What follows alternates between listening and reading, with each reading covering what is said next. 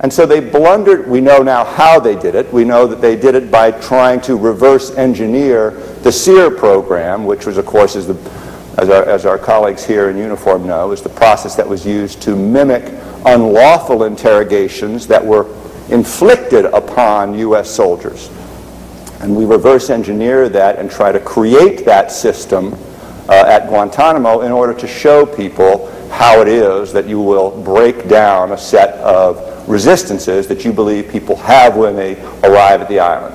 And so you create a system, a place of overpowering despair. Because the belief is that if you make an environment so despairing, you make it so, to use a loaded word, torturous, if not torture, that whatever resistance the person has to giving them the information, that will break down. That's why they use what's become known as the frequent flyer program, where a person would be taken for 4 hours of interrogation, then brought back to their cell and allowed to sleep for 7 minutes, and then woken again and taken to a different room for 4 more hours of interrogation, and then brought back to a different cell to disrupt the sense of normalcy. Because allowing a detainee to acquire a sense of routine is necessary for their internal structure. And when that structure breaks down, one hopes their resistance will disintegrate. That was the objective. Well, that is fundamentally incompatible with the idea of a 190-8 hearing, which contemplates a process that interposes a judicial determination based on transparent use of evidence, quasi-application of due process standards, and the enforcement of a fixed set of rules to determine that those who should be kept and those who should be released. That is just incompatible, and to do it promptly, to do it as soon as possible. Well, that is just incompatible with the ideal that they envisioned for their interrogation model. That's why they threw out 190-8. It was in order to allow those interrogations to take place, or what the interrogations they thought they would want to do. Now, in not every case did they use those really aggressive interrogation methods.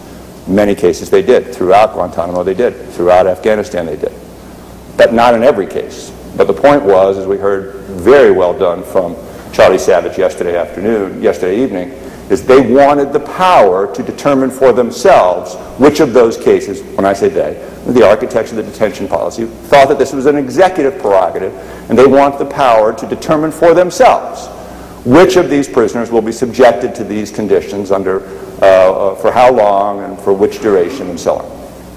All right. What I want to talk about, though, or what I want to segue from, is what that means. There is a case that all of you have read, I presume, those of you who are lawyers at least, early in law school, and I understand there are first-year or law students who are listening in. And there's a famous line from an early Chief Justice Marshall decision that said, "We must never forget that this is a constitution we are expounding." And when I tell my students, nobody quite knows what that sentence means, but everyone has this kind of rabbinical, yes, this is a constitution, yes. What I tell my students is that we must never forget that this is a human being you are defending. And this is a human being about whom you are reading. And we must not forget, as we discuss what the detention policy was and what the detention policy is, that these are human beings. And these are human beings who are held in these conditions and who have this visited upon them. They are not a faceless and mysterious other. And that became revealed to me when I was finally allowed to go to Guantanamo. We won in Rasul in 2004, in June of 2004. I didn't get to go to the base until November because there were fights about security clearance and what I'd be allowed to say.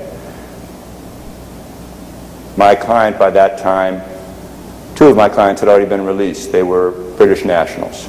I disagree with my friend, Ambassador Prosper. The British government was perfectly willing to take back Shafiq Rasul and Asif Iqbal.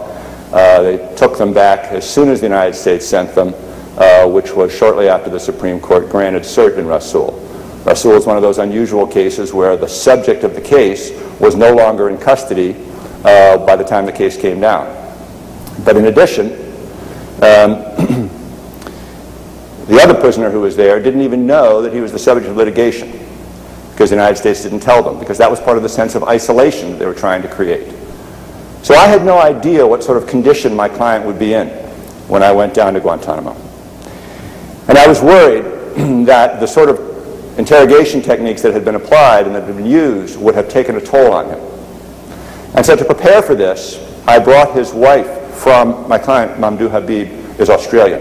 He was born in Egypt, but he had long since lost his Egyptian citizenship and had acquired citizenship in Australia, had lived there for decades since he was a young man.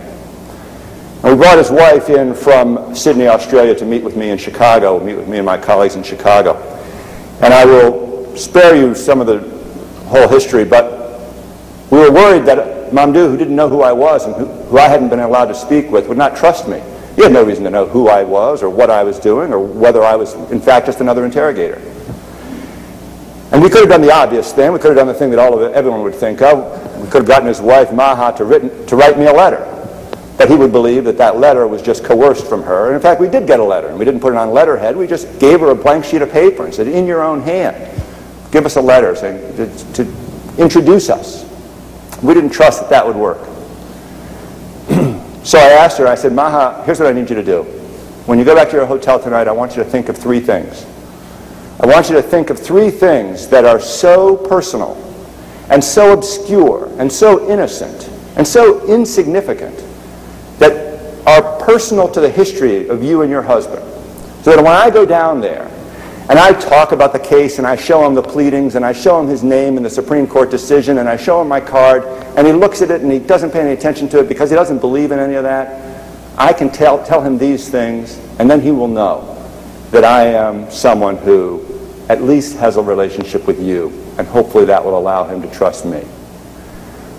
And she left, and she came back the next morning. She came back to my office and she said, I thought of 3 things. What would you do in this situation? What are the 3 things that you would give to someone in my situation? She said, here's the 3 things. Here is where Mamdouh and I went on our first date in Sydney, Australia. And here is the name of the first gift that he gave me when we were going out. The very first little trinket he gave to me. And after our children were born and our oldest was having surgery and he was in the hospital and we sat by his bedside all night long, here's the name of the people who looked after our other children, that we couldn't be with them that night because we were at our baby's bedside. No one knows those facts. I know them. I've never disclosed them. And I vowed to Mamdouh that I never will, because they are personal to them. I went down to the base, and I saw him, and I walked into a room, a small room in Camp Echo, which is where attorney visits are held, and he was shackled to an eye ring on the floor. His wrists were shackled together. His back was to the door. He wasn't allowed to see the natural sunlight. At my request, the guards unshackled his wrists, and I shook his hand, and that is the first time in 4 years that anyone had shaken his hand in friendship.